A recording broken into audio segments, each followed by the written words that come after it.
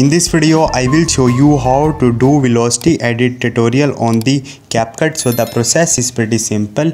So first of all, you have to go to the TikTok and after that go to the Discover and download the velocity music. Once you will do it, now you have to open your CapCut and create a new project. Select a video you want to apply the velocity effect. Click on the add. Now add that music you have downloaded from the TikTok and select the clip and click on the speed, and you will see a curve option. Simply click on the curve and you will see different curves that will slow and fast your videos. Simply click on the custom and click on the edit.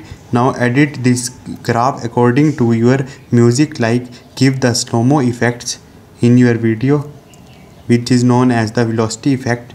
So match this video with this your music to apply the velocity effect, and click then export this video and upload it TikTok. Hope this video will helpful for you. See you next time. Thank you.